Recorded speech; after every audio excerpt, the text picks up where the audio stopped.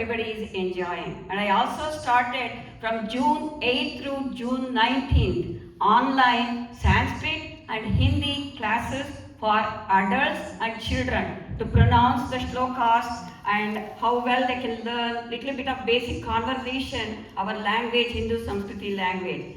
Please encourage your kids to join. Adults, you want to learn, it's a good opportunity. The teachers from India are getting up at 5 a.m. for me, and please encourage them joining the class. And then recently someone asked me to do the social hour. I started doing on Tuesday 4 to 7 p.m. Anyone can come in, sing a song, play a game and enjoy, and we order a food, everyone can pitch in and we can eat and leave happy. So Arya Samaj Happy Social Hour. That's what it's called as. I'm sure you all get the invites and everything. Please come and enjoy. We should do something here in order to encourage people to come in here often. And also we need to encourage youngsters to come in. So these are the things I learned working for a Karnataka university, writing textbooks for them, helping them, converting 6 different languages. They send me in Kannada, and I'm converting those things to 6 different languages and sending them back to print out the books. Schools are coming up, I have a lot of pressure, but still I learned a lot. Reading Satya Prakash as well as these principles. We have a Swami Dayananda's book also we printed out to give it to kids to learn about Arya Samaj and things like that. I studied in my college, Swami Dayananda's whole book. I have a lot of stories to remember also. When I'm reading this, I learned myself a lot of things mesmerizing all my college days. So with this, let's start with the 4th principle. In the past, I have addressed 3 principles and their importance. Today, I want to talk about the concept that we often teach children, but frequently struggle with as adults. We struggle always saying the truth and accepting the truth by ourselves. And specifically, I want to discuss the 4th principle of Arya Samaj, which states one should always be ready to accept truth and renounce untruth. That is the first thing as an adult we need to learn. All these years, whatever we did, forget about it, put it in a garbage bag, and learn to accept the truth. When you are wrong, please accept it and say sorry. That's the best part of life. That's what Swami Dayananda said. If you fail in first principle, you are failing in all 10 principles. If you would have failed all these principles, he would not have started Arya Samaj at all by fighting over all these priests and everybody, scholars and everybody. Think about him as an example. As adults, we live in a world of shades of grey with white lies and social filters. But Swami Dayananda Saraswati taught that truth isn't just a moral choice. It is an ultimate source of personal power and mental freedom. It's a mental freedom for you when you speak the truth.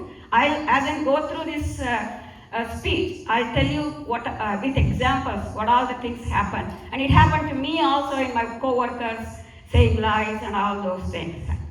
This principle is not merely a moral instruction. It is a discipline of the mind and a test of courage. It's a courage for you to speak the truth.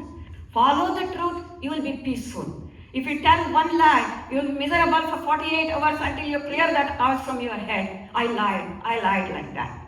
So accepting truth often demands when we question traditions, challenges comforts, and even stand alone. Giving up untruth is rarely easy, especially when false beliefs are deeply rooted in your society. In the society, there are a lot of false beliefs. People follow that more than the truthful way, what Swami Dayananda taught us.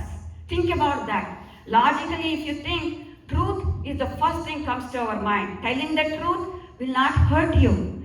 The life of Swami Dayananda Saraswati, the founder of Arya Samaj, offers powerful stories that illuminate these principles. As you all know, from awakening of the Shiva temple, what made him to get out of the house, one of the 4 most important teachings is having the courage to accept truth. I'm going to explain to you today. The first is courage to change. The ego challenge. You have to give up that ego challenge.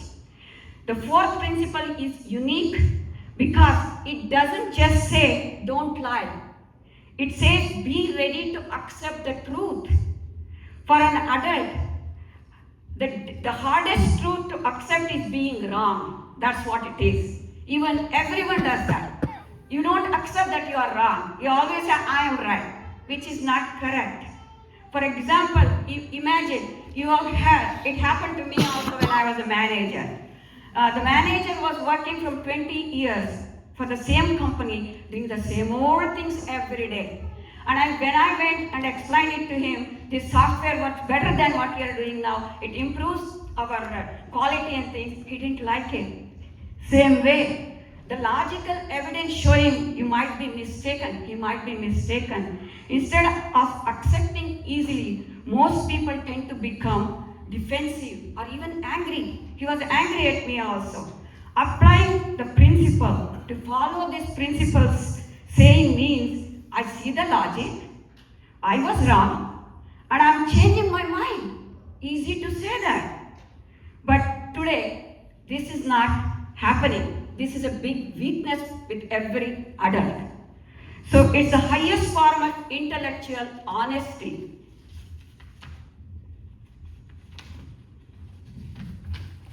Sorry, 1 second. The second one is the end of mental clutter. We often like to save face to avoid conflict, but every lie is a debt we pay with our peace of mind. Every lie is a debt we pay with our peace of mind. For example, you tell a colleague, I faced this one. I asked a colleague, did you finish the report? She said, I'm done. Just to avoid a 5-minute awkward conversation, now you spend the next 48 hours in anxiety, making excuses, dodging emails. That is not correct. Applying the principle, speaking the truth. I am behind the schedule. That's all she should have told me. I would have agreed. I would have given more time. She didn't do that. I need 2 more days. That would have been allotted too. Might be uncomfortable for 5 minutes saying a lie. Think about that. But it gains you 48 hours of peace and integrity. Truth is the ultimate stress management tool. That's what I learned it when I was a manager. And number 3, truth as a social glue. It's a social glue also. As an adult, our relationships in marriage, parenting, business are built entirely on the predictability of character. Example, if a friend always tells you what you want to hear rather than the truth, you eventually stop hearing her, eventually stop trusting her, their advice. Same way, applying the principle, when we commit to speaking the truth always, we become a point of certainty. People come to me and ask more questions, more things for others. People know that our yes means yes, no means no. That's what you should stick with. If you're attending a class, attend the class with dedication. If you don't want to do it, don't accept it. That's my theory. That reliability is the most valuable asset as an adult, as a human being. Number 4, renouncing the untruth of superstition. This is number 1, Swami Dayanand said. Think logically, what is good, how it works scientifically, what is not good. Then only you will get an answer. If you don't think logically, you will follow blindly with others. My friend is doing it. My friend is saying it. I want to follow him. I'll go to the temple. I'll come to Aryasma. You will be confused. Do one thing at a time. Think logically what is best for you. The 4th principle asks us to renounce untruth. This means having the logic to reject things that don't make sense, even if they are traditional. I left Murti Puja after I come to this country and marrying to Vidyasagar because I thought, my daughter told me one day, Mom, it's a doll's marriage. Why do you have to go for Kalyanotsava? She asked me. Then I realized, yes, definitely it's a doll's marriage. 2 people carrying the idols and doing it. They're charging so much money. That is not good. I realized that, okay, I stopped completely that. From my tradition, being born and brought up with the idol worship, going to temple. Without going to temple, we don't even get milk or coffee, anything. First thing, take a shower, go to temple, come back, then only you get everything. That's our father's rule, and Dadi's rule, Dadaji's rule, everything. Even today we own temples. I don't go because of Arya Samaj thinking logically. So example, doing a ritual out of fear or following a miracle healer because everyone else is doing it. I want to do it, which is not good. You think what is good for you. That's what you need to decide as an adult now, just like me. Applying the principle, use Dayananji's test. You have a test after this. You ask yourself, is this logical? Does it help humanity? Is it consistent with natural laws? If the answer is no, then walk out of it. Don't follow that. Tell them directly that I'm a very direct, straightforward person. If somebody is doing wrong, I tell them you're wrong and walk away. That's how you should do it as an adult. Swami Dayanand didn't want us to be blind followers. He wanted us to be the truth seekers and noble Aryas. Speaking the truth isn't about being perfect. It's not being authentic. When we stop pretending to be something which we are not, and when we stop defining ideas that we know as false, still we follow that, we find a level of strength and fearlessness that no lie could ever provide. As Upanishads say, Satyameva Jayate.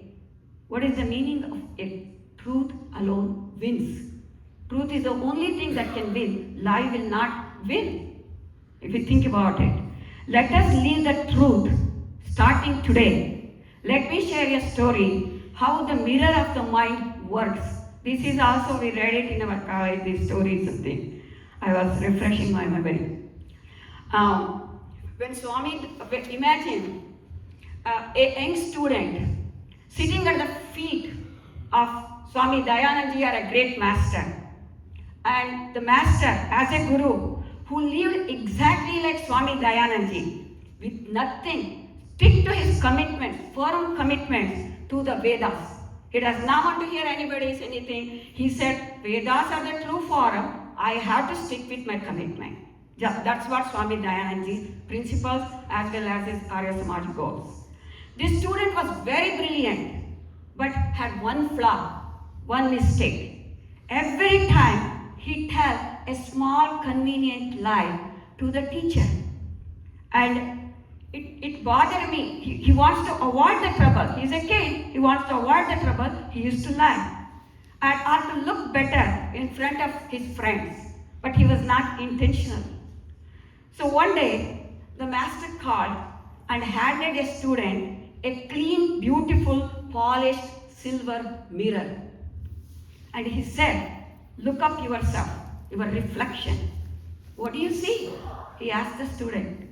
He said, I see myself very clearly, he said. And the master said, then master took a small piece of ashes from the oven. He put that on the mirror. Then he asked, what do you see now? He said, I see my reflection, but still I see some dark spots, he said. And then the master goes on rubbing the ashes until the mirror covers the whole thing. Then he asked, what do you see? The student said, I see myself, but this is full of darkness covered mirror. What do I do now? He asked. The guru looked at the eye of the student and he said, your soul is that mirror. Your soul is that mirror. Every small lie you tell, it's all the ashes, the layer of ashes that I put in there. You think you're protecting yourself, but you're actually burying your light. Your light is buried. You can no longer see who truly you are. You don't see it because ashes are filled in. You don't see it. The student was so surprised and he said, Master, I'll try my best. I'll try to be better.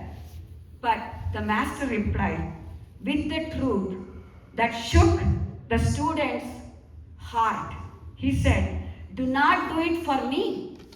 Do it because before you can see the formless God, you must see the truth.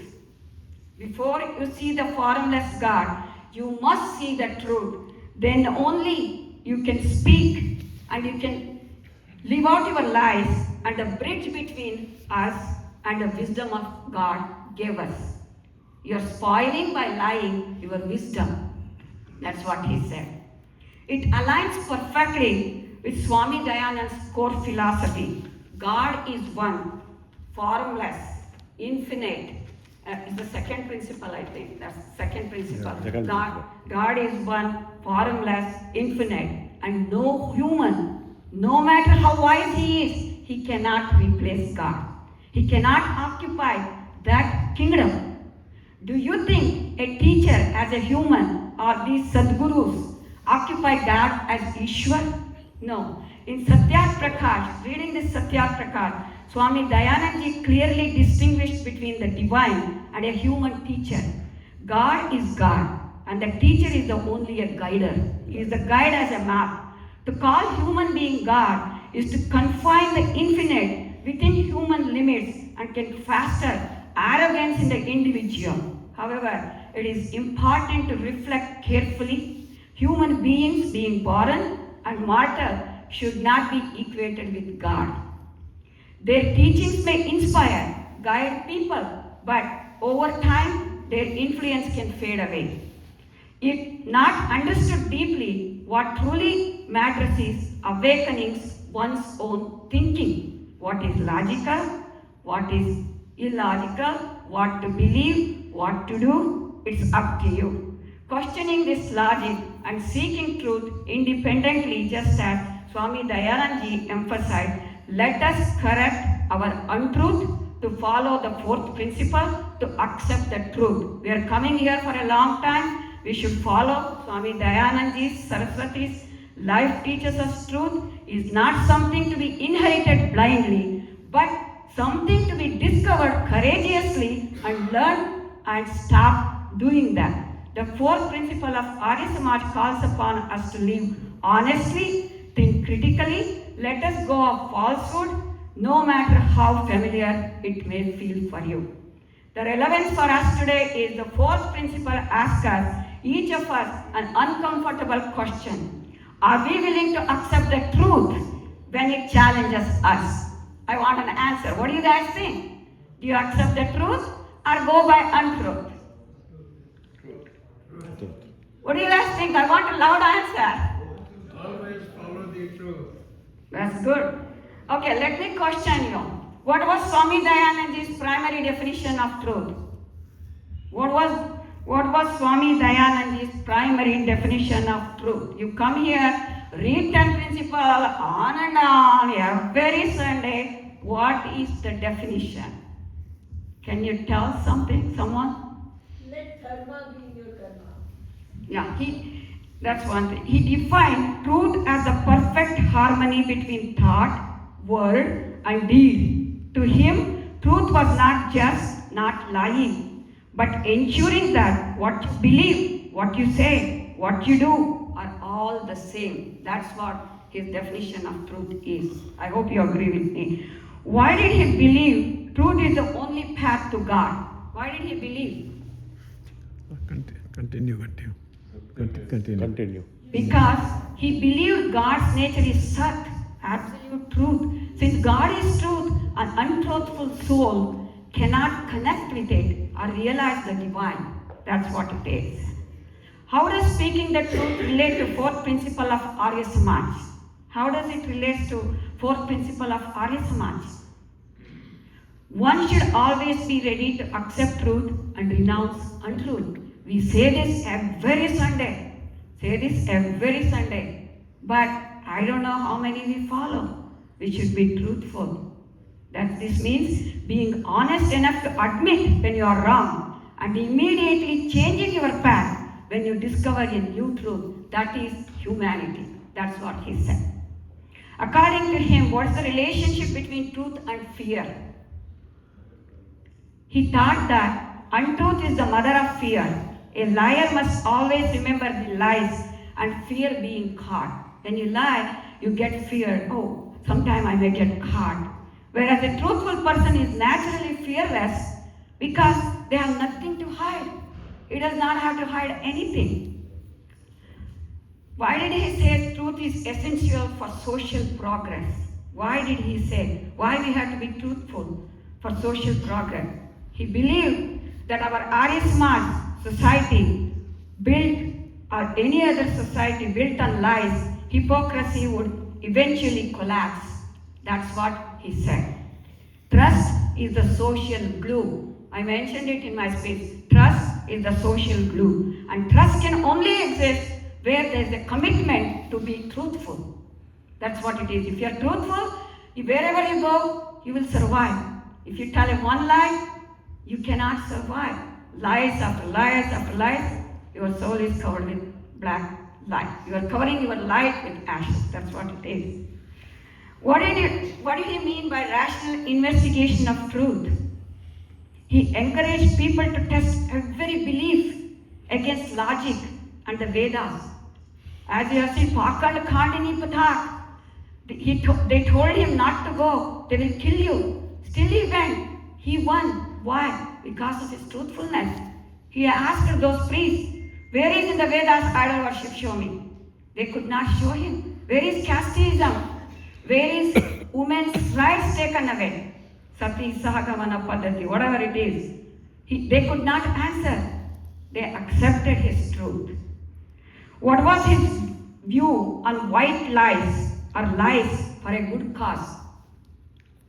He was a literalist regarding truth. He believed that even a small compromise with the truth weakens the soul's character, and that ends do not justify the means if the means are dishonest. If your means are dishonest, it's not going to serve the purpose. No matter how much dhan they do, how much charity you do, it doesn't work. Be truthful. If you make a mistake, accept it and move on. How does speaking truth affect the Atma, soul? How does it affect? He taught that every time we lie, we cover our soul with a layer of darkness or ignorance. Speaking the truth polishes the soul. So correcting your wrong thing, wrongdoing, whatever, it polishes the soul. That's what he said. Making it bright, capable of reflecting spiritual life. That's what he said. What is the ultimate reward of a truthful life according to Satyarth Prakash? We are reading Satyarth Prakash. We are learning several things, discussing every 2 weeks once. The reward is dharma, as Anuji mentioned, righteousness, and eventually moksha, liberation. He believed no one could be truly free if they were a slave to their own deceits.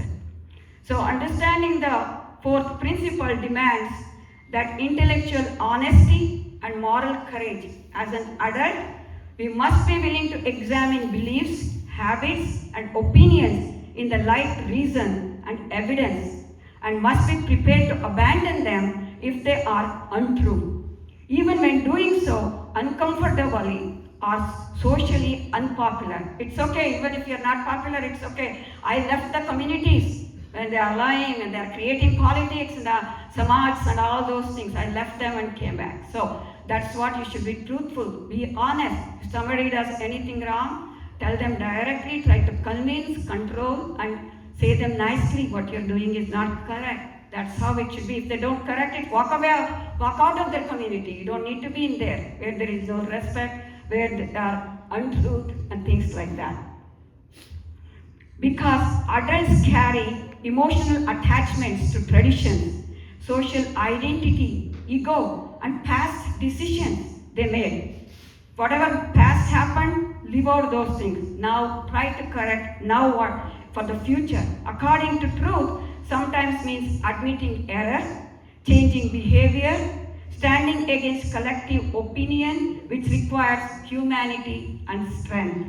It encourages our self-reflection, learning, and ethical maturity. When adults accept the truth about themselves, their strengths and weaknesses, they grow emotionally and morally. By thinking honesty, acting ethically, questioning fearlessly, and choosing the truth over comfort in every situation. This is the fourth principle. Thank you.